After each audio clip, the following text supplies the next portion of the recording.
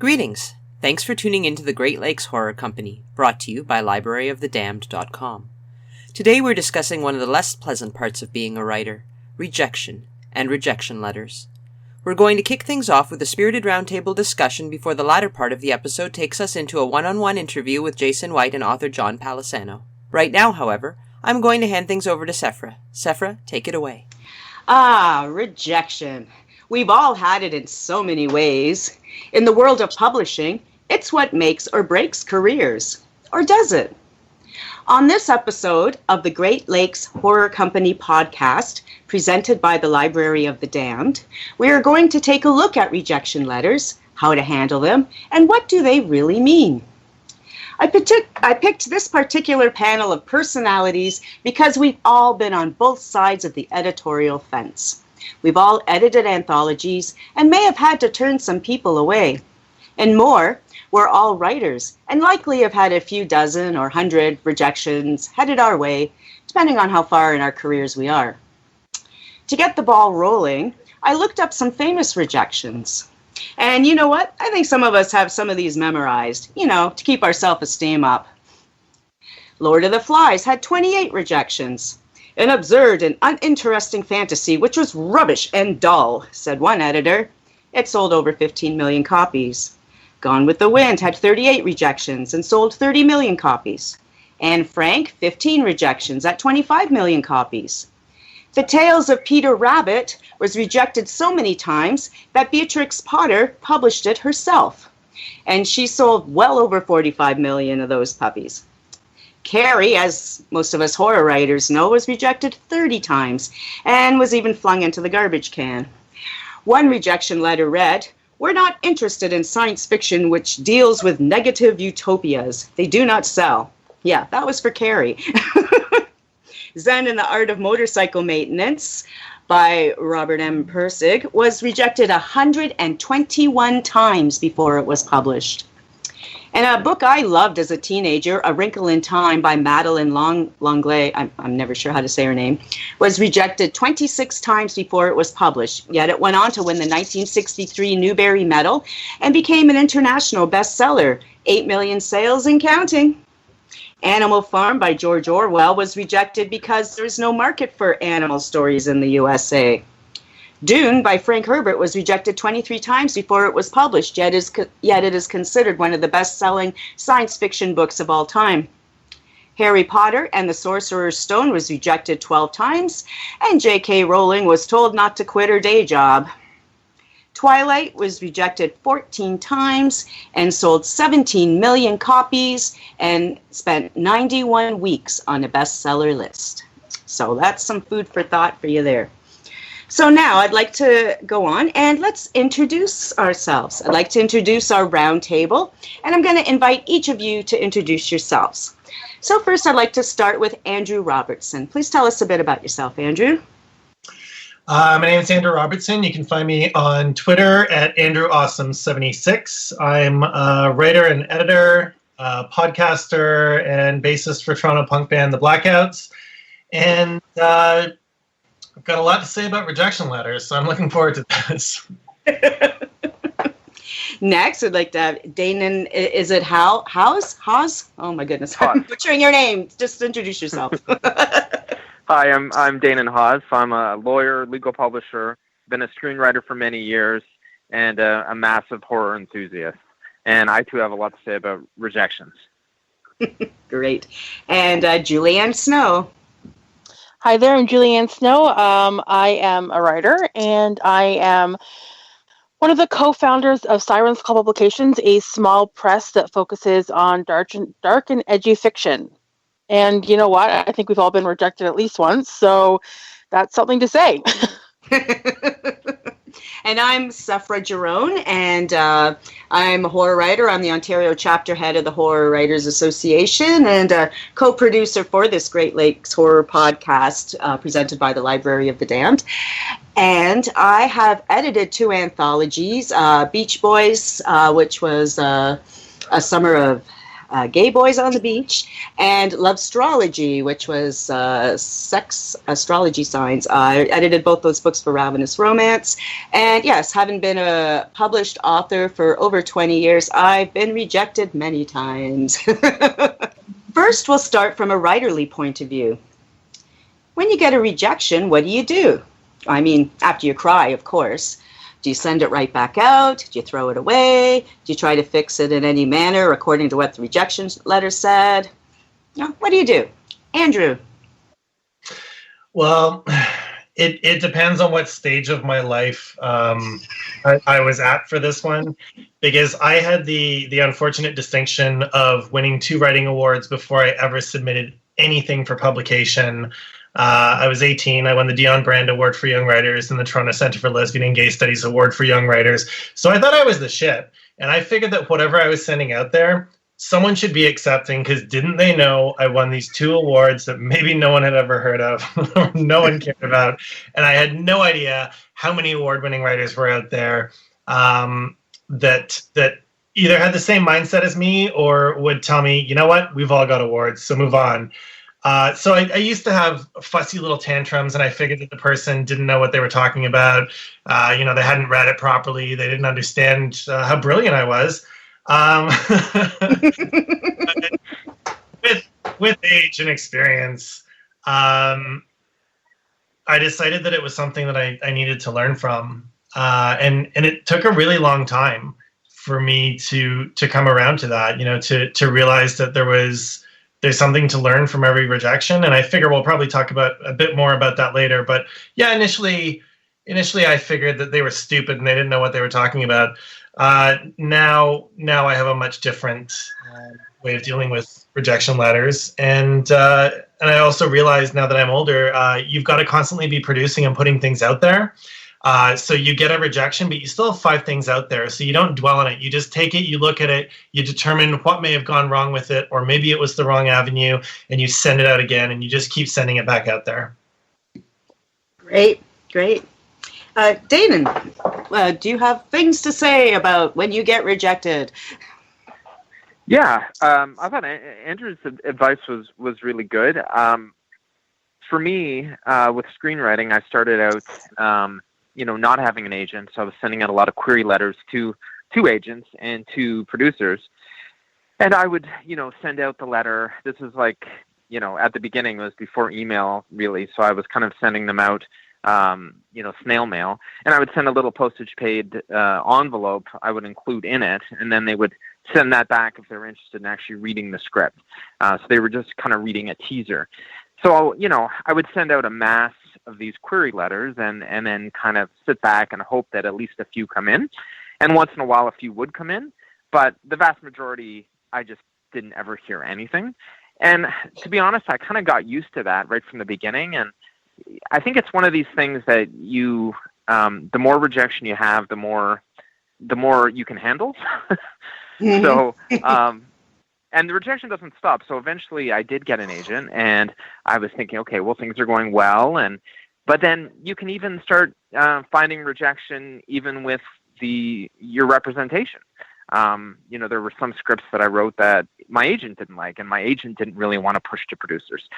So, there's kind of, you've got to have a really thick skin. And so when, they say that. I was going to ask, when your agent rejected your script, do you just throw it away, or do you keep it and think they're stupid, or?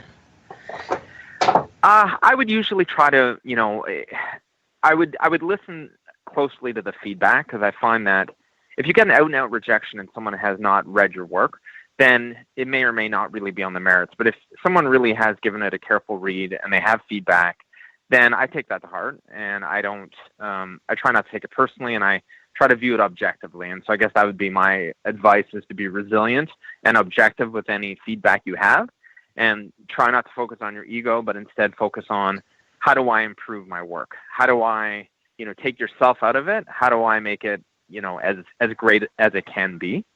And then in terms of, that particular agent, yeah, some of my projects I had to shelve because she wasn't interested in promoting it, which is tough to take. But maybe she was right? Like maybe that particular idea wasn't the best, and it was, a better idea for me to move on and try something else. So, well, one thing I have to say about that. Yeah, that brings up a point I actually hadn't thought to discuss. But when it comes to being rejected by your agent, because I'm an agent too, not for screenplays, but for books. And sometimes I would send her things, and she would never actually reject them. And I'd always just send her proposals. I never sent her the full books, but I could just tell she wasn't interested in it. And I guess with an agent, you want to make sure they're excited and interested about whatever they're trying to push for you. Because if you go, oh, come on, it's really good, and then push them to say they're representing it, we don't know what they do when, you hang up the phone. If they're just, laugh at us, or do they send it out, or, you know what I mean? So I guess when an agent rejects something, we can file it away, but it doesn't mean it's bad or not sellable. It's just that agent, and I'm saying this more for the people listening, not to you, because you already know this, but it's just, it's more like the agent doesn't want to take it on because they don't have the enthusiasm for it, but it doesn't mean the project itself would never sell. I don't believe, unless, it's just pure crap that you wrote and no one will read it, or, but yeah, so and I think that's the important thing people have to remember is rejection isn't personal, and it may be the best written thing on the planet, but it's just not fitting into the slot that they have to push it into, I think. Right. Okay. And Julianne, what do you do when you get rejected? Do you cry? Do you send it out? Do you fix it?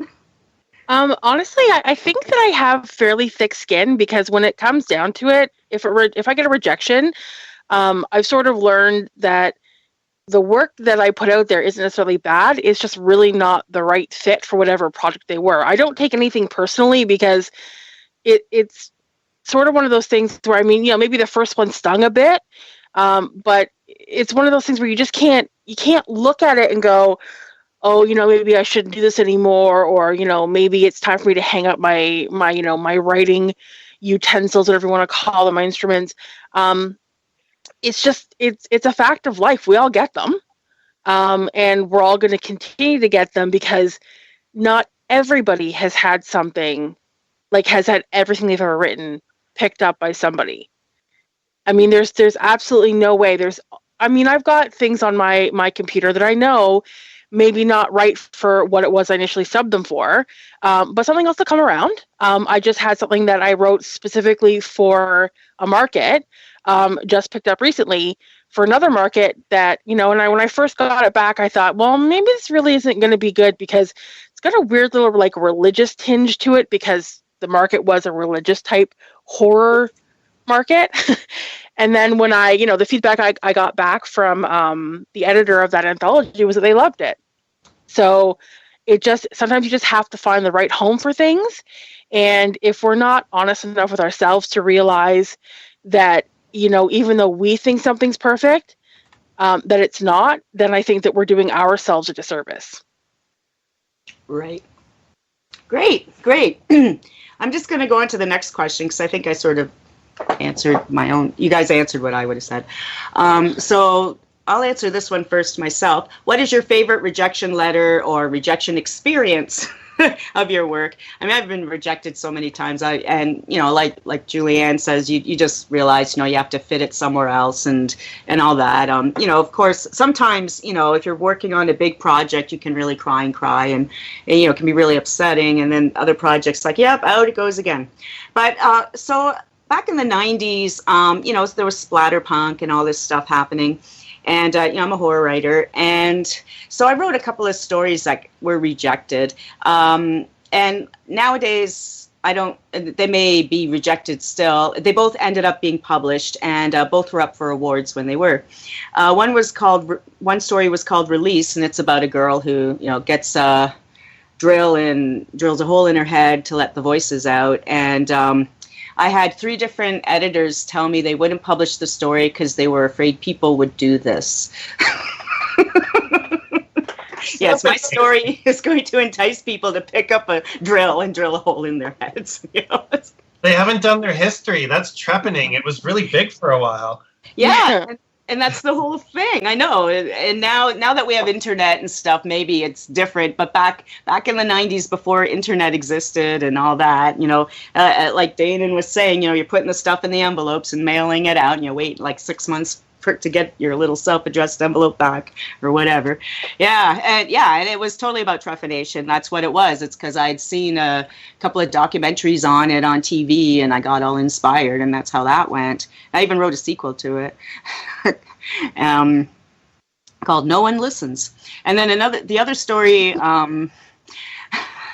just keep drilling those holes. The other story was called, I forget what the other story was called. I think it was called Mother's Love or something like that. But it was based on something that happened to me in real life when my kids were small, and I was bringing home my little 4-year-old from the music conservatory in Toronto, and we had to take the subway, and I had my other son was in the stroller because he was a baby, and so we're getting on the subway, and the stroller got stuck, and I'm trying to push the stroller through, and then my older boy Adrian tripped and he fell, and then the subway doors shut and started to go, and he was being dragged, almost being dragged by his foot to his death on the subway, and then people freaked out and opened the doors and pulled him in, right? And so that was terrifying and traumatic, and so I had to write a story about it. But in my story, the baby doesn't make it, and he does get slammed against the wall, dies, and then the mother's overcome with grief and wanders down to the subway all the time looking for her dead ghost baby. And, it's sad and depressing, but, I got my shit out with that. And people wouldn't publish it because they said it was too depressing, but then eventually someone did, and actually it was republished a couple times. So those are kind of like my favorite rejection things in that way, because they did go on to do things. And I was telling those stories to my son the other day, the one who was the baby in the carriage. I said, how that story was rejected, and he's like, but it's horror. Like, why are horror writers rejecting horror editors rejecting horror stories? And I'm like, I don't know, because both those stories were horror, and I was submitting to horror places and extreme horror places sometimes, and so that always struck me as odd. But I guess maybe my very favorite rejection letters were the ones I'd get from Don Doria at Leisure, where I'd send him entire manuscripts, and he'd write me really nice letters back saying he loves my writing, but my books were just too fantasy or science fiction-y. They weren't straight horror. So I would take his rejection letters to heart, and eventually was able to produce for him 4 horror books for Leisure. So in that case, the rejection letters were great because they gave me advice on how to actually get in the door. So I babbled on enough for me. Now, let's see. Favorite rejection letters or experience of your work? Julianne, would you like to answer that? My favorite rejection was disguised actually in a weird kind of a way, because the editor wrote me back and said to me, it was for a story that I had written called Dr. Franken Squirrel. So it's a little bit of a kooky story, but sometimes I like to write kooky because that actually adds an interesting level of horror to the horror. So he wrote me back, and I submitted it for a B-movie anthology. And I thought it was perfect. But they were looking for giant monsters, and unfortunately, Dr. Franken Squirrel was a short, little, diminutive kind of man who liked taxidermy. So he rejected me, but then he wrote me back. Literally, I got one email, and then I read the email because it happened to be in my email. And then as I was finishing that email, I received a second email from him telling me that he would like to contract my story immediately for an anthology that my story had actually sparked an idea of. Wow. So it was kind of like, the rejection was, he was very, very, he said, he loved it. It was great. It just didn't fit. And, I'm thinking, okay, I understand, it was a long shot kind of a thing. I happened to write the story. It was one of those stories that you write and it, for some reason, everything comes out on the page almost perfectly. There's not a lot of reworking you have to do. And it's just the story flows from your fingertips, and it's super quick. Mm-hmm. And you think to yourself, how long has my subconscious been working on that? So when he wrote me the second one that said, hey, I actually want to put it in this other anthology that, is actually not the idea itself, but just the idea of the anthology as a total, came together because he's like, what am I going to do with the stories that I love, but I can't place them anywhere? So he was like, I'm going to make a best of. So he was like, I want to contract it right now. And we're good. And I'm like, okay. So it's interesting to me because the rejection really was sort of disguised in an acceptance. Yeah. So, I mean, like, I've had other rejections where it's like you get the sorry it didn't fit, kind of we hope to hear from you again kind of thing, which I think are standard for most places, because really when it comes down to it, it can be hard to like think about if a place gets like 100 submissions and they can only accept 20, to have to write 80 unique emails to every single author to say, I'm sorry, your story wasn't accepted because, it didn't fit for this reason. I mean, that can be exhausting in and of itself because they just spent, all that time reading 100 stories, and a lot of places get a lot more than 100 stories. So, when it comes down to it, you get the form letter, but when you get one that's followed by an incredible little acceptance, you just sort of go, yeah, I can deal with rejection. Great. And Andrew, what's your favorite rejection letter or rejection experience as a writer? I love Julianne's story. I really enjoyed that, actually. And I've read Franken Squirrel, and he was right to pursue that. So I've had a couple. I actually stopped writing for a while because of rejections or just straight up not caring for people. Like quite a long while. Being a big baby and thinking, I'm going to go do something else. Take that, writing world, just like an asshole. And that was, what I should have understood was, read the guidelines, read what people are looking for. And so I have been over the past several years, but I did get a rejection letter from this magazine that didn't even have an issue out yet. And the guy writes back to me, and he managed to, disguise the rejection letter as an insult. And he says, this really isn't what I'm looking for. You really need to read the magazine. And I was like, yeah, when you actually put out an issue, I will.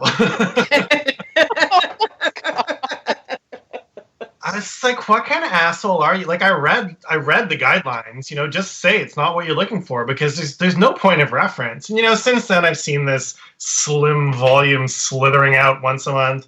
And what I want to do is, just because there's that hostile part of me, I want to go back and say, you should really read the instructions on how to use Photoshop. But anyways, that aside, I submitted a story to a queer Cthulhu anthology that never came to pass.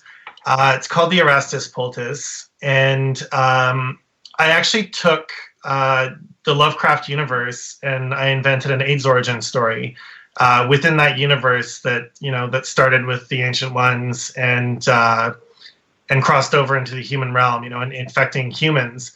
And I sent this off, and the editor loved it, but apparently the publisher did not. Uh-huh. The publisher was not having it. I'm not sure if it offended his sensibilities or whatever, but I mean, it was queer and it was Cthulhu. So I was told it wasn't happening. And I felt kind of bad about it, because the editor clearly wanted it, but the publisher didn't want to touch it. And when I was writing it, I thought, is this too much? Should I be creating, a mythology out of a very human disease? But I think, within horror and speculative fiction, you do cross those lines. And if people didn't cross those lines, then we wouldn't have some of the most brilliant work that has come out of the genre, because you need to test those boundaries. And at times you need to write something that makes you uncomfortable. So I thought, what, fuck it, it's fine. I'll just hold on to this. And the entire anthology ended up getting canceled. So that didn't sting so bad. So maybe he just hated all the stories. Yeah, maybe. Who knows? Maybe they were all a little, heartburn inducing. But, I sent it out again. I sent it out to Stitch Smile Publications, and they picked it up for their premiere issue of their magazine that's going to be coming out soon. So, whereas, one publisher can give you a slap in the face because they don't like what you've done with your horrid little imagination, there may be another publisher that totally gets you. And not putting the pen down, I think, is really important because, like Julianne said, sometimes a story will come flying out of you and you think, how long have I had this in me? There's a publisher out there that gets it and is willing to take a chance on something, relatively sort of gruesome or touchy or that crosses those invisible lines that upset certain people. But we wouldn't write like we do if we didn't have a vested interest in upsetting people, because those people that read it tend to enjoy those emotions. Yep. Mm-hmm. So that's my favorite, rejection and double acceptance, I guess. That's great. Yeah, when you guys are talking about these stories that just fly out of you, that's what happened to me with the Release story, where she drills her with a hole in her own head. I sat down, the baby was asleep, both the babies were asleep, and I just started writing this thing. And yeah, it only took me a couple hours, and I to this day, it's 20 years old, that story, and I still look it over, and there's still nothing that really needs to be done to it. It's like, yeah, I wish I could write all my stuff like that. But We all. like the one I've been owing Julianne for a little while now. Oh, yeah. All right, and Danann, do you have a favorite rejection letter or experience or story about your work? Yeah, I don't know if I have a favorite. I'll tell you. Well, none of them are favorites. We know that. I'll tell you about my favorite / worst rejection, or maybe I can tell you about a few. The one was so the second script I wrote, basically on which I was able to procure an agent. That one got good coverage from a studio that I really respect. So I was really excited. It was really positive, and I got a sense that the reader was going to be a real cheerleader and kind of push it through the ranks over there. And then the next reading came, and it was good as well. And so I was like, wow, we really, maybe we have something here. And then I went to the third reading at the studio, and then I remember my agent sending me the coverage, and it was very terse and not complimentary. It was just, not for us. This reminds me too much of this movie, and it was just, it was written in a way that it was almost like he didn't know I would be reading it, or else he might have couched it in more pleasant terms. But I read it, and I just remember my heart sinking. I was just like, wow, all that work and all the hope I had based on the other coverage. But what you realize is that all you need is one no, and it's dead. At least it's dead there. So that was an important lesson for me, that you need, at least for screenwriting, you need, 5, 6, 7 yeses in a row at a particular studio to have a chance at getting options. So you have to have a thick skin, and that there is a certain amount of subjectivity in these assessments. So you find someone who maybe is having a bad day, or maybe has just read a script that bears some resemblance to yours, or might just not like your concept. You can get a no, and that's it. So you have to be able to kind of tough it out and accept that there is a little bit of luck in the process too. So that was a tough one. And one other quick story I'll tell you is that this is the one dealing with my agent. So after that script, and it didn't end up getting optioned, I wrote my third script, and I was really excited about that one. And speaking of flow, this one kind of just flew out of me, and I thought the writing was so much better than the other one. But yeah, my agent didn't like that one and didn't feel that the concept was as strong, which made me realize that, having the right concept is as important, if not more important sometimes, especially depending on the genre, compared to the quality of your writing or your perceived quality of your writing. So it made me realize how, while I didn't think the actual script, my second script was necessarily written that well, but the concept was so strong. And so how pivotal it is to have that hook. So that was, again, a good lesson for me. So those are some of my most heartbreaking stories for you. Oh. For your amusement. Well, thank you. And okay, I'm trying to decide whether to ask the question. Yeah, okay, I think I'll go to this one next, because then we'll put on our editor hats. Because there's the idea of, as Andrew was saying, getting, you write a thing, or Julianne too, you're writing specifically to a themed anthology and you get rejected. And sometimes, and I've had it too, where I was asked to write a story for an anthology about absinthe, the drink, the Green Fairy, and there were a few of us, and it was this big thing, and it was back when the internet was first invented, and this publisher was doing this thing, and he was promoting it at World Horror, and then so they had I think it was 10 really famous writers, and then there was 3 or 4 newbies, and I was one of the newbies that got accepted, and you got paid a lot of money for that, and we all got paid. It was I think it was $1,000. It was good money, real money, none of this $10 in royalties bullshit, And you were also supposed to get a bottle of absinthe in the crate from Spain, right? But then my big worry was, oh my God, when I go to Horror Find and we do the launch party and they give me my bottle of absinthe, I'm going to get arrested at the border trying to bring it back to Canada.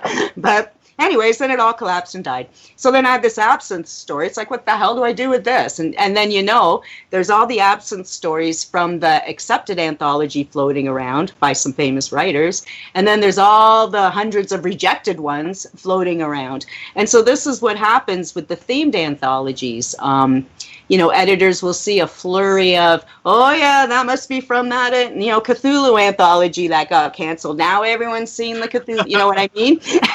And oh wow, now there's a shitload of Alice in Wonderland all of a sudden, and so on. So, so I guess I'm kind of asking 2 questions in a way, or you can just give your opinions on you write for these themed anthologies, you get accepted, you get paid, and the project is canceled. What do you do? Or even if you just get rejected, what do you do? I'm writing a story for this phobia anthology, and my particular phobia is about someone who's afraid of numbers. And so I'm going to write this story, and if they don't like it, who am I selling this story to? There's a math and horror anthology coming up. Yeah, exactly. So, Andrew, do you want to talk about this idea first? Because it's kind of your idea. So, but you managed to place that one story that would have been weird to try and sell because it was for a theme. But you've had some other ones too, though, right? Yeah, I mean, in some cases, what I've done is I've tempered the subject matter. So, some of the stories that I've had rejected that were intended for queer horror anthologies, I've just taken out a bit of the sex references, or depending if it's horror or erotica, maybe there's a lot of queer sex, and that doesn't necessarily need to be the focus and something else that I'm sending out, or if it's themed on a certain emotion or location. You have to do a pretty thorough overhaul to make it suitable for another anthology, because a lot of them now are incredibly specific. It'll be religion and the Civil War, and that's what we want the focus to be. And you put your time in thinking you have a great idea for this very specific theme, and then when you get the rejection, I think for those it's a lot worse, because you think, well, what the hell am I going to do with this now? Who's going to want this? So you keep your eyes out. I look at Horror Tree a lot. And I've got some partway finished stories, or some that didn't make it into something else, and I, by no means do I look at the rejected ones and think, well, you're shit, you're an orphan, get out of here. There's, you spent the time to write it because you think that there's something worthwhile in there. But I think it's important for anyone, myself, anyone else, when you're repurposing something from your very own slush pile, you've really got to go in there and change things up, because if you just send it out and you're relying on the editor of this new magazine or anthology or whatever the case may be, blog, e-zine, if you're relying on them to reinterpret it for you, you're just going to get another rejection. So in general, I mean, I enjoyed the act of writing, and with each new call for submissions, I generally want to create something new. But for some of them, I've just looked at the call and I thought, you know what, I have something that's so close to this. I mean, the Erastus Poultice, I did actually pull back on the graphic sexual content and shifted it more towards horror than erotica. and that's what worked for that piece. But there's all sorts of way to repurpose. I think you just got to be really conscientious about it. I agree. Julianne, do you want me to ask the question again? Or Yes, please. Okay. My little sentence is, of course, there's the whole experience of getting an acceptance letter, sometimes even getting paid, and the project is canceled. What then? Especially if it's a themed anthology. You know what? It's something that kind of Robert Andrew touched on a little bit. It's you write so hard for these themed things, and every once in a while, like you write something like I have a story. It's called "The Tates Have Eyes," and it's about potatoes because I really wanted to get into this potato anthology that was out there. I don't know why, but I really wanted to be in it, and I thought I had a great idea about some killer potatoes. It didn't really quite meet with what I guess the editor was looking for. Even though in my mind it's the best potato story out there. Well, I'm sorry, I have to stop you for a minute. What is potatoes? Like, is this like a cookbook theme, or was it a horror? No, it's an actual horror anthology. It was when I first started in Ireland. Hey, listen, stop laughing, okay? When I first started writing again, Potato head. when I first started writing again, because I did take a break when I went to school and kind of did all these other things like worked and stuff like that. So I started writing again, and I saw this call, and I was like, "Ooh, that's really interesting. I wonder if I have a potato story in me." And I did some thinking and realized that yes, in fact, I had a potato story in me, because I think we all do. I really think we all have a potato story in us. Actually, so I wrote it. I was really proud of it. And she didn't like it, but you know what? Tater's gonna tate, and that's fine.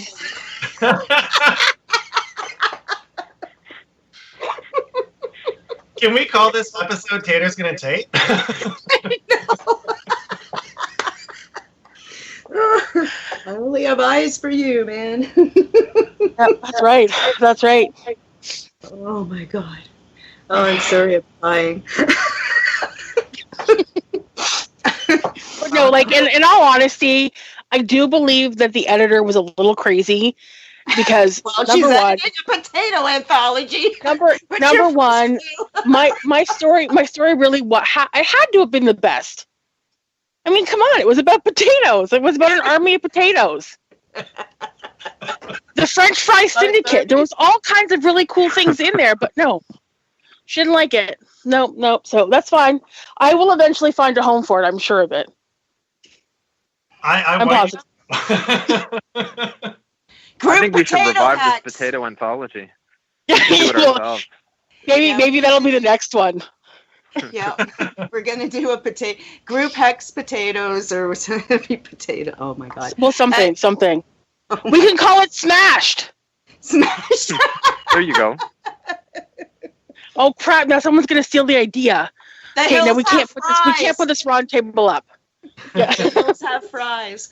Okay. Oh, that's what I went for. I said the Tates have eyes. That was my story. It was all about. Hills have fries. Oh my God. Oh, killer potatoes. So yeah. So, hey, Danann, can you top the potato? No, I can't. I'm distracted now. All I can think about are potato concepts. My mind's racing to come up with some potato stories. Isn't it great though? Because when you think about it, like sometimes you read a call and you go, "Oh man, no potato," and you're like, your brain goes in 5 different directions. And when you have like a kind of a quirky sense of humor like I do, you think of all these really weird, like little innuendos and ways you could twist like pop culture references into potato things.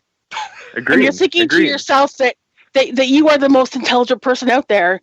So therefore you are going to get in. It forces the writer to be really creative. And you know that they're going to get all bespoke stories because it's not like people have potato stories kicking around in their slush story pile. Exactly. So, yeah.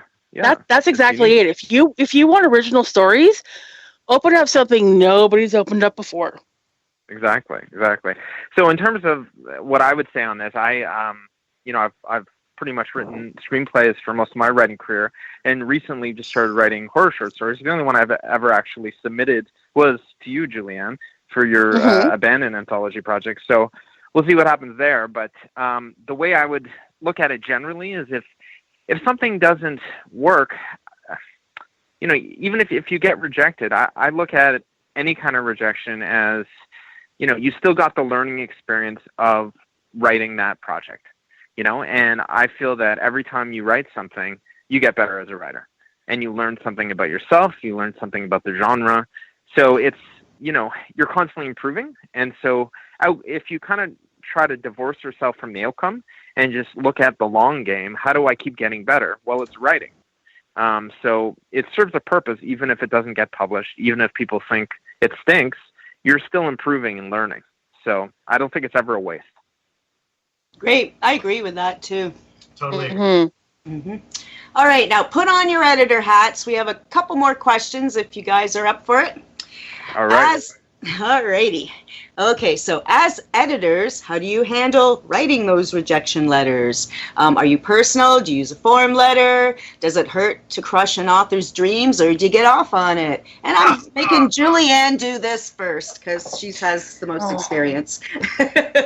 Okay, so it does depend for me on the market. In terms of, are these people that I know?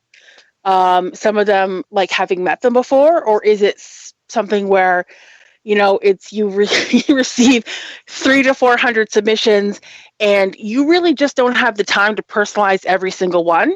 So you don't, because you will drive yourself crazy trying to pick apart stories that aren't even written in English. Anyway, I'm being a little loose on that because of course they're English. It's just, sometimes you strive to find how the words connect. But when it comes to like a smaller thing, like, where you're doing something within a group of people and you really have to look at, personal relationships as well as what's good for the anthology that you want to put out, it makes it really difficult because you have to weigh, you almost have to get more specific.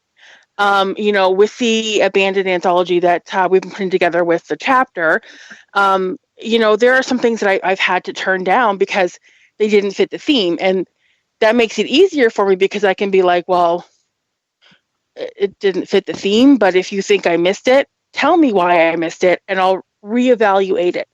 So it's about giving kind of sometimes, sort of stepping outside of that, that editor role, even just to say, okay, you know what? I'm human too. Maybe I missed the crucial crux of your story that brings it into line with the theme. But if not, then you have to understand that if I can't see it, chances are at least half of the people reading it are not going to see it either. And they're going to wonder what it's doing inside that anthology. And you don't want someone, when you have a themed anthology, you don't want somebody searching for how a story fits the theme. It has to embody the theme.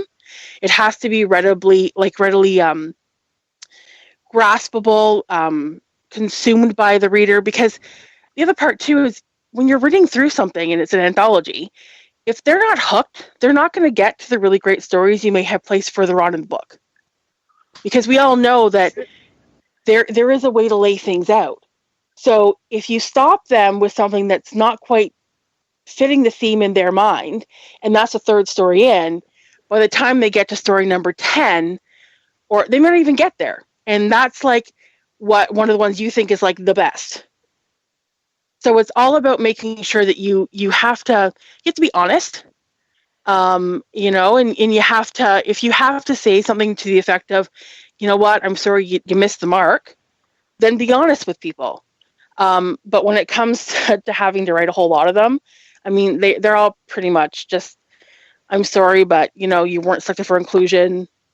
All the other stories, and two, I mean, there are times when you can't accept stories that are really freaking good. And you're like, oh, because it tears your heart out. Yeah. So, I mean, you can say that. You can say, you know what? Your story was great. It's just, in the end, it wasn't quite what we're looking for. And if an author cannot accept that kind of an understanding of the fact that, you know what, it was a great story, it just wasn't what we were looking for, then, that's not on you. That's on them. Yep. It's your project. Mm-hmm. Great. So that's my little bit of a ramble. No, that's great, because you do this all the time, so it's good for writers to understand it from your perspective, for sure. Mm-hmm. And Danann, you don't work with horror fiction, but you do. You are an acquisitions editor, right? Yeah, I'm a publisher, so I'm a professional publisher. So you get to tell people to go away. Yeah, I publish legal monographs. And, I don't get a ton of unsolicited proposals. I'm usually going after the people that I think are the authorities in the field. But I do, I would say maybe once a month I'll get a proposal, or once in a while even an unsolicited manuscript. And, I do personalize, because they're kind of few and far between, I do personalize my rejection. And I try to be nice, and I try to be encouraging, and I try to thank them for their interest in the company, because I basically don't want to burn any bridges. While that idea or that manuscript might not be the right fit, their next one might. And I still want them to come to me. I still want to have a chance to be able to assess it. And they may become a real force in that area of law, for instance. And if I have burned that bridge and left a bad taste in their mouth through my feedback or lack thereof, then I've lost out on a future opportunity. So I do try to provide some feedback. I will even suggest other publishers that they might want to go after if it's not quite the right fit for my portfolio. So I do try to be encouraging. I do try to be helpful. And I do want to see what else they have in case, their next idea is a blockbuster. Fantastic. And so you're saying how you solicit work from people, and I know I'm at that point in my career where people ask me to do stuff for them, and usually that means they're taking it regardless of what it is I turn in. So have you had experience with, you've asked for something, you think they're doing something, and they've totally gone down the garden path, and you're like, oh man, we can't use this. What do you do? Or have you had that happen to you? Yeah, it happens quite a bit where projects will come in and they're not really as we had discussed. So they're not really written for the right market, or it's incredibly undersized, or the tone of it is off. But we have some staff internally who can help guide the writer and kind of massage some of the content and get them back on track. But again, the way you message that, it's like positive, focus on what they've done right, and then help them work towards fixing some of their kind of shortcomings. But I always try to message it with clarity and with a certain level of encouragement, because being a writer, I know how much work goes into these projects and how important it is to the authors. Have you ever had anyone have a big suck attack and just march off with their stuff and say, you don't know what you're talking about, and they're not going to take your help? No, I've been able to avoid that. Yay! And once they sign the contract, we have copyright, so they can't actually walk away with the project. Oh, great. Good stuff. You got it all. Well, you are a lawyer, so you got it all covered. There you go. Oh, fantastic. And Andrew, what do you do? Have you had to reject people yet for the projects, or are you able to accept everyone still, or what's happening with the second round of being an editor? Oh, the glory of being an editor you're discovering, right? There are some things that no one can accept, and that's been part of the experience. Outside of the Group X anthologies, I've worked on magazines, other books, web content, and zines. So, for the past 25 years, I've been dealing with writers on different topics, fiction, nonfiction, essays, poetry, there's art in there as well. And I think one thing that people need to learn is there's, if you're going for something like, say, a themed anthology, read an anthology that's edited by someone who's an expert, like Ellen Datlow. I'm thinking the doll collection. You look at the way that all those different authors took the idea of dolls, and they didn't just pull on the most obvious interpretation of what a doll is and how a doll can be creepy and how it could be a dark story. And I think it's really worthwhile to read collections by master anthologists to remind yourself of how far you have to stretch your imagination to really stand out, because there are hundreds of people out there for these, public open calls for submissions that all think they have a great idea. But you've really got to stretch that as far as you can go and take it as far as you can to stand out. So I think that's just a piece of advice from me.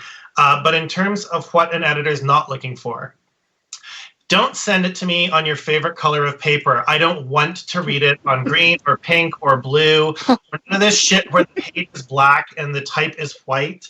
I don't want to know what your favorite font is. I want to read it in the font that I've requested it in. So if I said something normal like times 12 point and you're sending it to me in, God forbid, Dakota, my least favorite font, I can't even stand to look at because every Cali Mex restaurant uses it on their menu, I'm going to think I'm reading it at a restaurant I don't want to be in. What else? Don't send me your story in 10 separate parts in 10 separate documents and tell me to stitch it together and it'll work, and I shouldn't have a problem with that because I do. Don't send it to me without doing something that's totally free for anyone with Microsoft Word, spelling and grammar. How about that? It's amazing how many submissions I get with really rudimentary spelling and grammar mistakes. If you're looking at your document and there's red lines under it, that doesn't mean that you chose a really great word. It means it's wrong.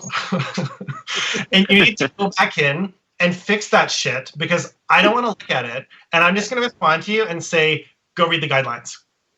And I think that's fair. And I'm not even kidding. I got a submission that was in 10 different parts. They weren't even numbered. I was expected just to... They're not even numbered? No. Oh, fuck. I can't even imagine. I know, my mind is blowing up. Yeah.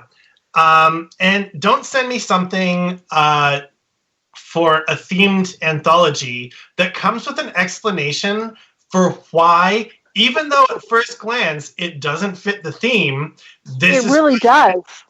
Because if you need to explain to me as the editor of the anthology why it fits the theme, do you think the reader wants to sit there and go, it's really compelling they put that in there because I can't see how it fits. There's no section at the end of the book for the friggin' book club. How do you think that chapter 5 worked in this anthology, by so-and-so? It's got to fit. It's got to fit. Don't send explanations with it. Send a cover letter, how long it is, what the story's called, maybe a synopsis of the plot, but don't say, I find couples arguing to be horrific, and therefore this is a horror story. The only thing I find horrific is that you sent it to me. I think that's, when I go back to these people and I say, I haven't read your story. I opened it, and it's in different pieces. It's covered in red marks because the computer apparently knows better than you. There's spelling mistakes throughout the entire thing. You provided me with an explanation that I shouldn't need if this actually works in this book. I don't know why the fonts are all different. I don't know why some of the text is in different colors. It just goes back like that. And I say, go read the guidelines and you can resubmit if you want, but I'm not looking at it like this. It's so true. It's so true. And it's really table stakes, right? Having it being a professional layout, having the right font, not having spelling mistakes. It can be a Stephen King, quality story, but if it has some unprofessional aspects to it, then you instantly lose credibility. And so like that stuff just has to be, it's table stakes. It has to be, it has to be there. There's no, you've got no choice about it. You have to make sure that you cover all your bases when it comes to the basic look of it and how professional it is. Oh, it could be an amazing story, but you sent it to me on construction paper in Crayola, and that's the only horrifying part to me. I'm like, what is this shit? So what everyone should do is look up something like the Shun manuscript format, if only to remind yourself that when you send an editor a submission, your name should probably be in the document. There should probably some contact information should probably be in the document, maybe the name of the story, because I have 2 submissions for a current anthology that I put everything in a folder and I went to look through it, and I had to go back through the emails because the person had no contact information, page number, title, anything in the actual story. And this is a published writer, and I thought, how do you do it this time? Yeah, that does happen a lot. I especially now that we have the wonderful world of Facebook. I see, just the other day, one of my friends was saying, I read this story for an anthology I'm editing. It's an amazing story. I want to accept it, but I don't know who the hell sent it. Oh. And she's like, if you sent me this story, and she said a tiny bit of what it was about, like, let me know, because you didn't put your name on it. It's crazy. I mean, give yourself a checklist and just go through that checklist before you send it out. And no colored paper, no colored fonts, none, unless you're doing a children's book. Even children's books, they don't want colored fonts. They want the artist to put in the colors. That's true. It's just, just send it all plain and normal and easy to look at. Because I don't want to think that I'm looking at a MySpace page. There's a reason that went down the tube. Agreed. Like a friggin' bejeweled envelope full of glitter. It's like, no, you just irritated me, actually. I'm done. I'm done complaining. Someone's going to listen to this and know who they are. And you know what? Hey, your story might have been good. Send it back. Just glue it together and put your name on it. Stitch the damn thing together in one document. Yeah. All right, and yeah, I guess we're winding down now. I mean, we could talk about this for hours. I have so many questions, but we should probably wrap this up for this time. Maybe talk about it again another time. I'll give you each a chance to give one last thought, anything you want to say as a writer or editor about the rejection letter subject, and then just give a little bit on where people can find you online. So I'll go back to Andrew for a minute. So Andrew, any last thoughts, and where can people find you? The advice I would give other people is the advice I give myself. Look at the feedback that you get and don't get your nose out of joint, because you'll get rejection letters that say, and I got one recently, this isn't right for the anthology, but there was a lot that I liked. And I got about 10 notes. And then this editor said, I'm willing to see a rewrite. And I'd be stupid not to. You're that close. Do the rewrite. Take the advice. Don't think that it's perfect and it's going to find another home. Do the rewrite, keep both versions, and see what happens with that, because the feedback that you get is gold. And as much fun as I make of all the ways that people try and stand out, etc., follow the guidelines that are given for each call or whatever you're going into. There's a reason. Is someone eating chips? I know. I keep hearing all this rustling. It was like a rain stick, like soothing noises to end the show. It might be a cat in the background. Oh, the cat with a rain stick and a potato. There's a reason that they give you those guidelines. It's because that's how they want to read it, and there's probably a lot more reasons to it than that. So do yourself a favor and just stick to that. Listen to feedback. Don't think that you're Stephen King right out of the gate, because I'm sure he even has to do rewrites now and then. And to find me online, to tell me that I'm wrong, you can find me on Twitter. Twitter at AndrewAwesome76, AndrewAwesome76 on Instagram, and Andrew A. Sutherland on Facebook. You can also find this podcast online at the Great Lakes Horror Company on Facebook. Great. Thank you. Danann, do you have any last words for our people as an editor or a writer, and tell them where they can find you, hunt you down, and fling their books at you. Yeah, for sure. Yeah, I think my overall advice is, as I said, resilience. You have to, if you're in the arts, you have to believe in yourself. If you don't believe in yourself, your ability to create fascinating characters, to create unique worlds, no one else ultimately will. So you have to have the confidence that, you know what you're doing, you're improving. It's a gradual process, but that if you stick at it, you'll keep getting better. And that's really the only realistic goal that one can have. And not to allow your self-esteem as a writer or particularly as a person hinge on other people's validation. So, but that said, similar to what Andrew said, also take feedback seriously. Don't just assume it's all rubbish and that your project is perfect. Really look at it as objectively as possible, and then try to take your own ego out of it and do what's best for the story. So that's my overall advice. You can get me on Twitter at Hawesman. And yeah, best of luck for everyone out there. Great, thank you. Julianne, any final words of wisdom? Well, I don't know how much wisdom's going to come out of me at this point. It is kind of late. But one of the things I think people need to really stop and do before they want to accept something is to read the guidelines. Something that Andrew had mentioned before. And reading the guidelines is not just reading what font they wanted in, what point of font they wanted in, if they want extra carriage returns between paragraphs, or they want a double space.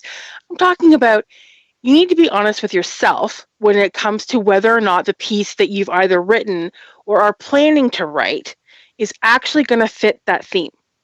Because sometimes you can actually, if you've already written something and it's sort of sitting in your folder of things that haven't been quite accepted yet, or have been sent out and have been rejected before, if you're just gonna blindly send it out to the next anthology that you see come up, and you're writing a story about, say, Jack the Ripper, and somebody wants a story that has to do with potato, like a highly, potatoes potentially, but there could be a potato Sherlock Holmes story or a potato Jack the Ripper. You never know. Thanks a lot, because I'm probably going to write that one too.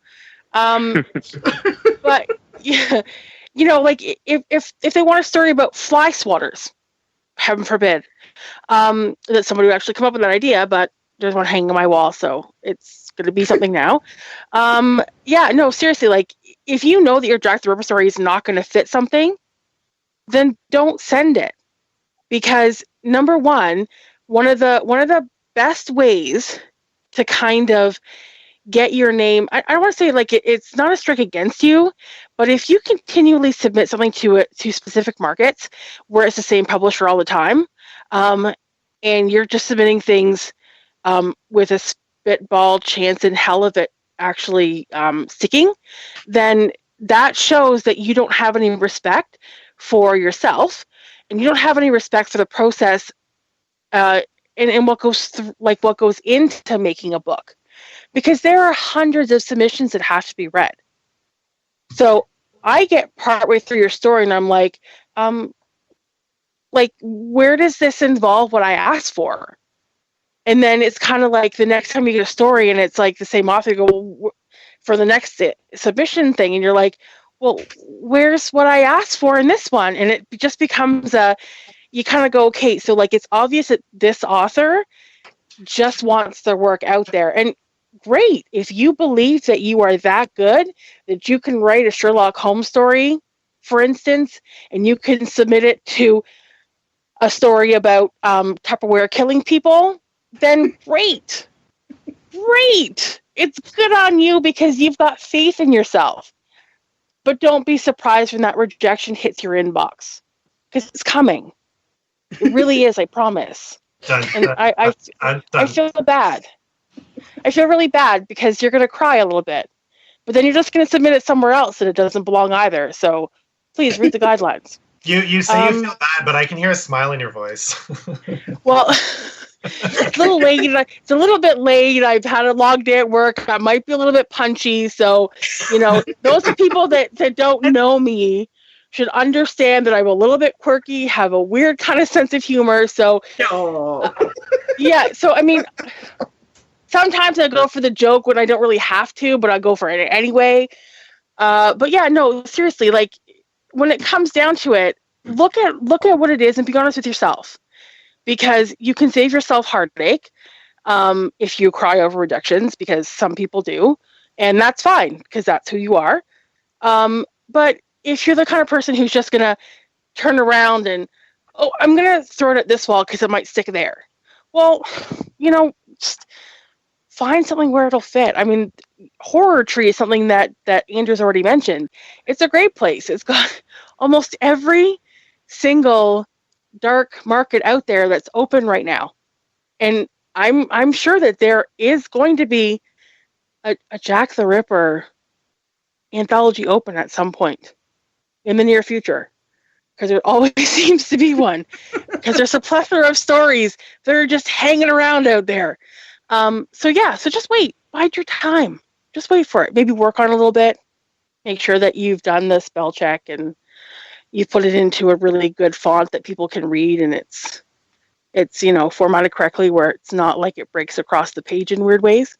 But hey, anyway, if you want to find me online and you want to hear more of my wonderful humor, because I know you guys are dying to hear more of it, you can find me online on Twitter. I'm at Canadian Zombie Writer.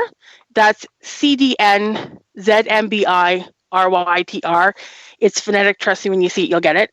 Or you can find me on Facebook, Julianne Snow. I'm just sort of hanging around.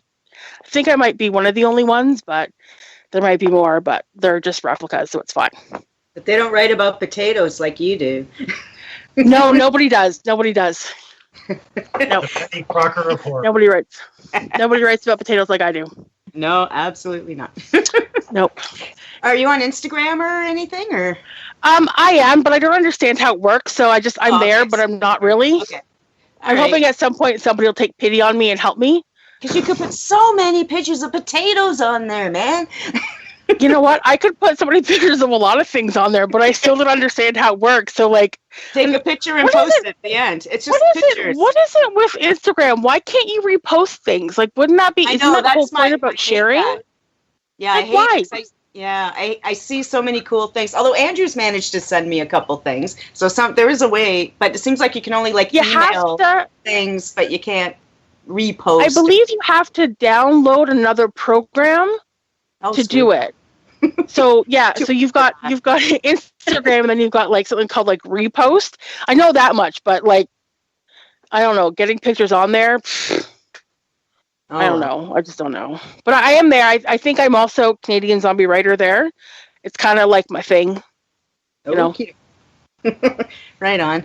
And and I'm Sephera Giron, and you can find me at sepheragiron.ca. I'm on Instagram, Sephera Giron, Pinterest, Sephera Giron, Twitter, Sephera. I have 2 Facebooks. One's a personal one, but it has like 4,000 people, so come on in. So that's Sephera Giron. Then I have Sephera Giron Author. I don't know why I have the author one now. Well, I used to try and keep my personal one and my author one separate, and it's just too hard. So now everyone's over on the personal one. Anyway, so thank you very much, Andrew, Danann, and Julianne, for joining me tonight and telling us all about rejection. And thank you, and have a fantastic night. Thank you very much.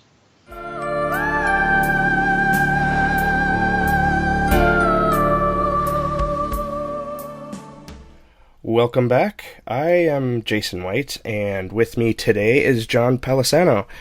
John's short fiction has appeared in Dark Discoveries, Horror Library, Darkness on the Edge, Lovecraft E-Zine, which I'm a big fan of, Terror Tales, Halloween Spirits, Child Mad, Halloween Tales, and many, many other publications. He is the author of such novels as Dust of the Dead, Ghost Heart, and Nerves. He won the Bram Stoker Award in 2016 for his story, Happy Joe's Rest Stop. Welcome, and thanks for taking the time to talk with us, John. Hi, Jason. It's great to be here. Very exciting. I noticed that you write a lot of Halloween stories. You even have a collection, a short Halloween-themed collection. I love Halloween stories. So do you still write them?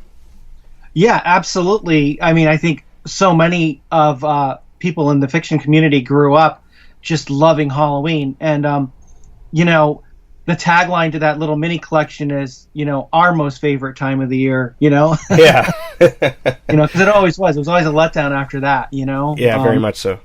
So, yeah, oh, absolutely. I have a few more on deck, of course. It's just so rich. Yeah. Yeah, I love, there's actually, I didn't know that there was actually Halloween themed and like collections that authors would release. I knew that there was anthologies, but so I've been kind of digging through these and I read them at Halloween every year, and I came across yours, and that was awesome too. And one thing I didn't mention in your introduction was, you've interviewed some pretty famous people, from Robert Englund to Slipknot's Corey Taylor. What was it like? What was it like talking to those people? And did you run into any egos? I've never run into any egos talking to those guys, and I got to talk to a lot of people because I was a correspondent / writer for Fangoria a couple of years, and it was just amazing. And I got lucky because they were looking for somebody in LA to fill in for somebody that canceled at the last minute to go to one of the effects houses and interviewed people for I forget what the movie was. But lo and behold, I walk in. I was supposed to interview the effects guy, and Robert Englund sitting at the table. I think Amber Benson might have been there. And before you know it, I'm talking to them, and we're just yip-yapping, and it's like old friends. Cool. I got a chance to talk to Robert again on the phone, and he's amazing. One of the great things that I learned talking to him in particular, and many others, is that they still have so much passion. Yeah. After decades in the business, you couldn't stop this guy from talking about his passion for the new, Hannibal series. I mean, it was so cool. It was like he was like 13 years old still. And I was like, man, that is great. That is, they weren't cynical or, same with Corey Taylor from Slipknot. I was working at a college, and I was like, crap, I couldn't get out of work, so I ran to an empty classroom on my lunch break. Mm-hmm. And full disclosure, I wasn't really familiar with Corey Taylor or Slipknot when I talked to him, but we started talking about Kiss and Gene Simmons. And these are people that are just they're still just so passionate, which so there wasn't really any egos. The only time I've ever dealt with egos interviewing people is with people who aren't famous yet. Yeah, and they wish they were. That's always the one. Yeah. Is there anyone that you dream of interviewing? Yeah, I mean, I would. There's a lot of people I would love to sit down and talk to. Of course, I'd love to talk to Stephen King and Anne Rice. I'd love to talk to Clive Barker in depth. I'd love to talk to Thomas Ligotti. Oh yes. One of my favorites of all time. He'd be amazing. Henry Rollins, I'd love to talk to.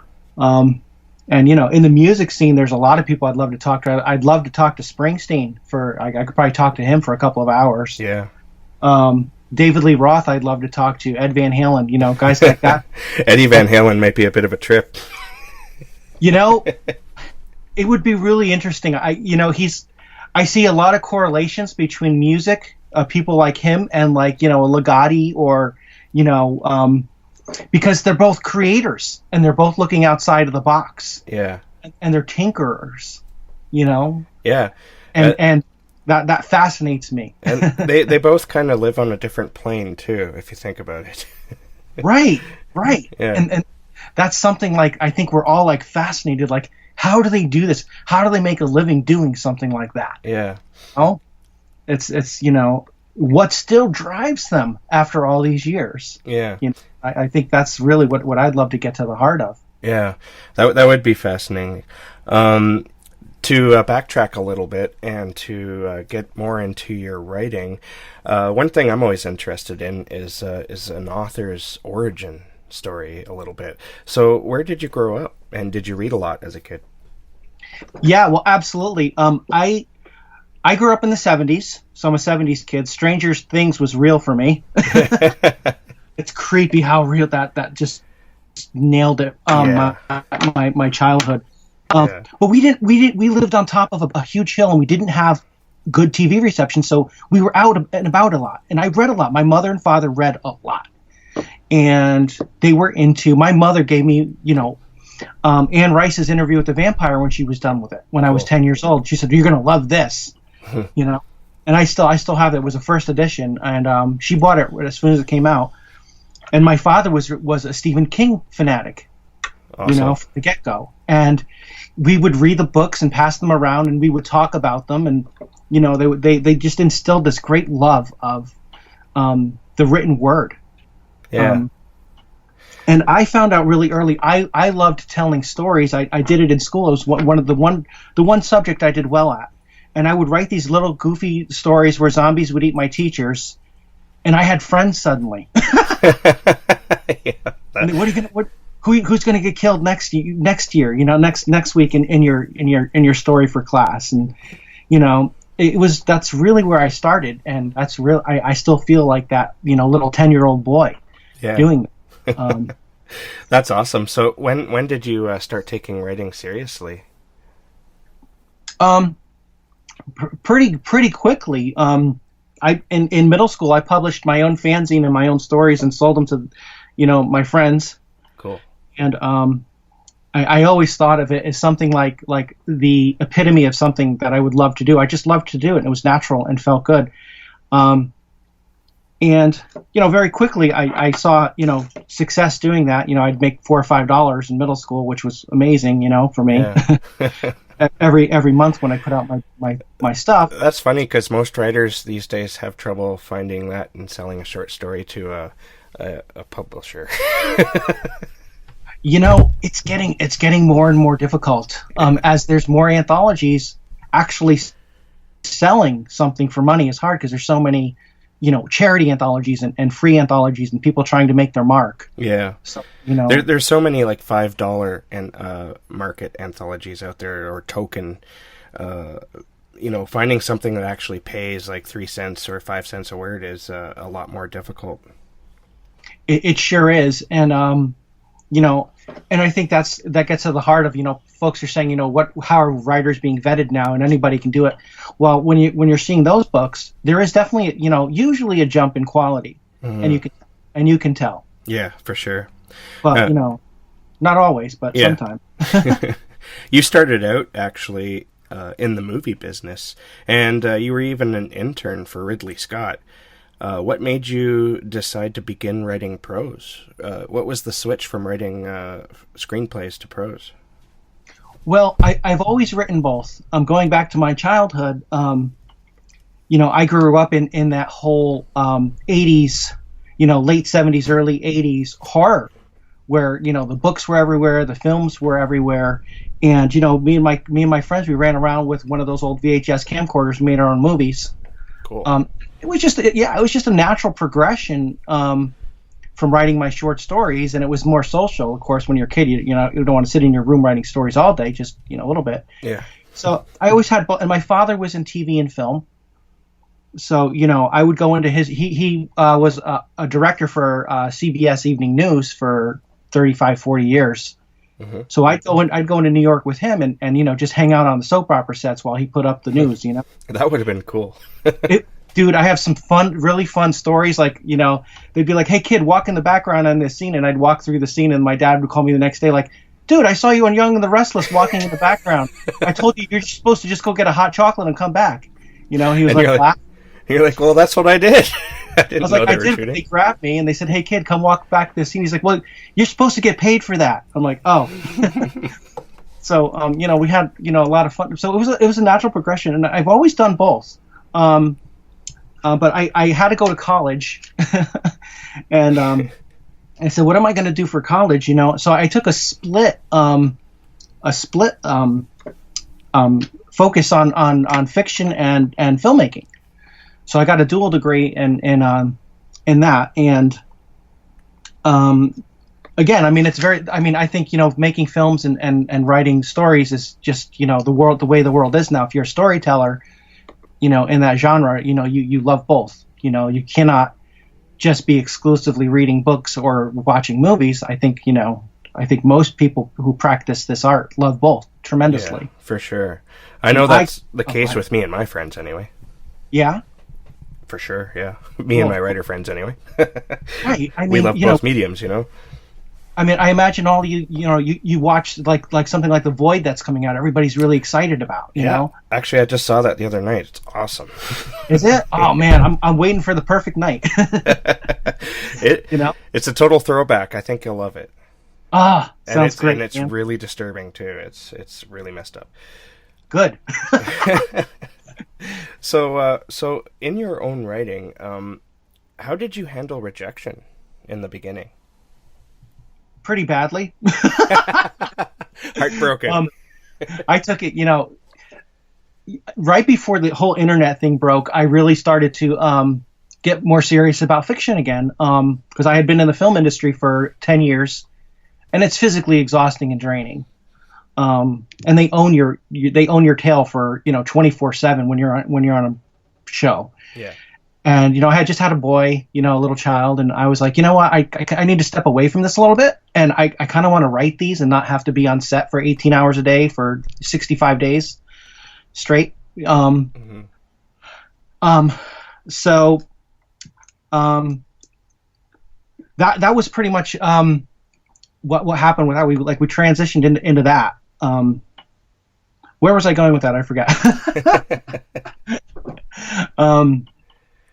But getting back. Oh, rejection. So I had written stories, and for 2 or 3 years I was sending stuff out religiously. I think I wrote 20 or 25 short stories and was sending them out. And this was at a time when no email submissions accepted, paper only, and turnaround was like 18 months. Yeah. Man, it was brutal. And you'd get a letter back and they'd be like, yes, we're going to hold this for further consideration. You're like, oh my God, dude, this story is going to be old news by the time it ever. And I got close a few times, and I had some really, I had a story held in one anthology, and it was literally mine or another story, and the other one got it, and I was just devastated for like months, man. Yeah. But then I broke through. Horror Library finally gave me my first pro sale, and that, the other thing was, I didn't want to come out and do a lot of cheap stuff. I wanted to wait and get pro sales or semi-pro. I didn't want to just get into something that looked terrible and represented my stories terribly. Because at the time it was, the things that weren't professional weren't really professional at all. It's not like the last few years you've seen a huge rise in quality of indie press thanks to the computers. Yeah. And the programs have gotten a lot better, and the layouts and everything looks really good with CreateSpace. But before that, they were just god awful. And I was just like, I don't want to be in those. I'd rather not have anything than be in that. Yeah. So I waited, and I finally got into Horror Library 3 with The Haven. And it was such a validating moment. I mean, I took pictures of the box of my copies on my porch. I was so excited. But, honestly, and when you read my bio at the beginning, I was like, oh my God, who's that guy? Right? Yeah. Because speaking of rejection, I have not sold a pro-rate story in a year. Oh, wow. I've gotten tons of rejections this year, and it's after winning the Stoker. Yeah. Yeah, actually, that kind of goes into my next question. You already answered. Do you still get rejected? But how do you handle it today when you get rejected? Because like you said, you've won the Stoker. You're an accomplished novelist, and yet you still get rejected. How do you handle it? Much better. I definitely, I don't take it personally because, I've edited a few anthologies, and I know what it's like. I know how difficult the process it is, and how everything really needs to just fit to make that thing float. And I respect that. And I also know that, a story not sold in one place will probably find a home if it's of a certain quality of mine. At some point, find the right home, the right fit. Yeah. So, sure. I always keep that in mind, that, it's not, one rejection isn't game over. Yeah, exactly. It's, so. So I was reading your blog, and I came across a piece of advice you had on finding time to write every day, because that's, I would say, probably one of the biggest complaints most people have, is that they don't have the time to find to write every day. But you had some pretty interesting things that I even do, and I was wondering if you'd be willing to share your ideas about finding the time to write. Well, of course. First of all, if you want to write, you will find the time. You know, you need to make it a mental priority. Yeah. Because we were talking about movies and TV shows, and in this age, there's so much noise coming at you, and you have to find that discipline. You have to say, I'm not going to go on Facebook for 20 minutes. You know, I'm not going to binge watch 3 episodes with the latest Netflix. I'm going to watch 2, and that last 20 minutes, I'm going to write. Yeah. And believe it or not, just that little tiny bit of time, you can be very productive. For me personally, I find my mind is sharp and I do my best work right when I wake up. Because the day hasn't worn me down. I'm not exhausted. You know, I don't have 600 things hitting me at once. And so for 15 or 20 minutes when I wake up, I grab my phone, and if the house isn't burning down, I'll just work on something. And, you know, the phones or a little laptop now are so easy to write on. Yeah. It doesn't have to be. I give my permission. It doesn't have to be perfect. The punctuation doesn't have to be perfect. I just have to get words down, because I can fix punctuation when I'm falling on my face. Yeah. But coming up with that raw material, you can't. And I think, you know, if every writer did that every day, if you're doing 250 words a day in 15, 20 minutes, which is just average, easy clip, you have a short story every 2 months, or you have 2 chapters on a novel. Yeah. Every month. And at the end of the year, you've got a novel's worth of writing done. Yep. I actually use my cell phone, and it surprised me that you mentioned that, because I haven't talked to too many people who use their cell phones to write, but it's so much easier these days because you have Google Docs. You can also get Microsoft Word for free, and all you need is an account. Well, same with Google Docs, but it saves everything online, and you can keep it all backed up. It's not going to get erased or destroyed by a fire or something. True, and those are amazing programs, and you know they sync live to your computer and everything else. And I love Google Docs. That's my go-to app. And even folks who don't have that, or they don't have a phone that supports that, they all have the Notes app. Yeah. You know, I used the Notes app when the iPhone first came out to write stories in. And, you know, it was hokey, but man, if I had a half an hour lunch, I knew I could do 15 minutes at lunch. Yeah. And every week I'd get a short story down on my lunch breaks. And, you know, your mileage may vary and the quality may vary, but that's true of anything, you know? And you, like you said, you can fix it later when you do have the time to actually sit in front of your computer. Right. Right. That is such a benefit, you know. It is such a benefit, and you can do it. You know, you could do it in the dark. Yeah, that's true. You can wake up and you can capture your dream, and you know you can just roll over, and you don't have to be like sitting upright, and you can just kind of slowly work on something, and it's great. It's such a gift. Yeah, and it really is. I think every writer should be able to have no excuse to say I don't have the time. Yeah. And if I may just make a quick aside, I think a lot of writers, when you first start out, they feel like they need to be in a certain space and they need to kind of go through this method acting kind of a thing to start writing. Yeah. And, you have to learn that that's not realistic. Yeah, not in this day and age with everything going on. Now, with your own writing, you've experienced some bad luck recently with Samhain or Samhain going out of business. Now, this makes some of your work suddenly without a home. Is there any plans on getting those books back into print? Absolutely. I have a couple of options available at the moment. I'm really weighing. I've had, at the same time, Bad Moon released my first book to me, Nerves. Mm-hmm. It's kind of crazy timing. So rather than going with a third party, I said, let me try self-publish. Let me clean this up, make the cover and everything, and see how it goes. Mm-hmm. And because I wanted to see what that side of it's like with an actual novel, and that's going pretty good. I've actually made, I hate to say it, but I've made more dough, not a lot more, but I've made more dough doing that myself than I did with the actual publisher. Cool. 2 months. I'm not a huge name, so I'm not going to get huge sales. Even if I partner with somebody, I'm not going to probably get, thousands of copies out of the gate of my books going out. But it's kind of nice to have that control. But on the flip side, I am one man, and it's a lot of work to put your own stuff out. So there's a few presses that I've talked to, like that maybe we're gonna put them out through them. Mm-hmm. But it's it's a lot to it's a big decision. Yeah, very much so. Your most recent novel you just mentioned is Nerves. Can you tell us what that one's about? Well, Nerves is the story of two brothers, and they can shoot nerves out of their fingers, and they can either take life or give life when they do so. Okay.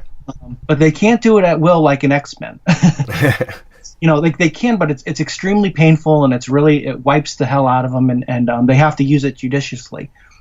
And there's a whole mythology behind it of how they got those gifts, and why they got those gifts. And there's a witch named Ogum who basically got their family into a really awful pact, and he comes back calling, and he wants payment, as these bastards tend to do at the worst possible time, and they want to take out people you love to pay them back.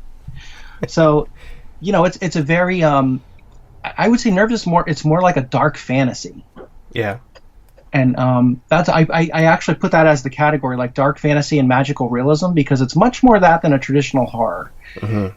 And it's so that's what Nerves is about. And I actually wrote half of a prequel / sequel to it that I should really get back to, but so many ideas, so little time. Yeah. Well, it sounds really awesome, and I hope that everyone will go and pick up a copy and check it out. Do you have anything coming out soon that you're able to talk about? Yeah, I have a new novel. When Sam Hain, and that they said that's the correct way. That's the American pronunciation, is what they said. We can go with that if they want. But they had almost signed me for my third book when they folded, Night of a Thousand Beasts, and that is supposed to be coming out, I believe, in January. Awesome. Of next year, finally. Definitely, we got kind of shuffled there, but I definitely found a new home. I'm about to sign a contract. Any day it should be coming in. I'm not sure I should. It's not a big deal. It's a specialty press again. Mm-hmm. But that's the longest day of the year in Colorado, where the animals actually hunt people. Yeah, cool. So they get they get like 5 or 6 hipsters trapped, and they just basically hunt them down, kind of like Jack Ketchum-esque. Uh-huh. And it's really grand guignol and very fun and tongue in cheek. So that's what's next. that sounds awesome. I love the title too. The title rocks. Thanks, man. It's kind of like Rob Zombie meets Jack Ketchum. It's a fun romp. My other stuff has been very kind of deep and serious, and this one's a lot. I think it's fun. Yeah. So hopefully people who like Ed Lee and stuff like that will dig it. That's good. Before we go, I have just one more question. Sure. And this is a typical question some writers hate answering, but I think it's always good. What is your advice to newer writers? Number 1, read a lot. Mm-hmm. And number 2, write a lot. Yes. And number 3, get out there, talk to people, share your work, and be open to criticism. And don't get married to anything that you've written. That's very good advice. I think that would be the best thing that writers could follow, honestly, and maybe add persistence. Yeah. Don't give up. Yeah. You can't. Success is always 2 steps away from the people that just gave up. Yeah, exactly. So where can listeners find you online? JohnPalisano.com has everything, links to everything. JohnPalisano.com. And I recommend people go check that out, because you have some pretty good, cool blog entries too that like the one I mentioned in the interview here, because that one I found fascinating for the reasons I mentioned, but there's other great posts in there as well. Oh, great. Thanks, man. All right. Well, thanks for talking with us, and we'll talk to you again.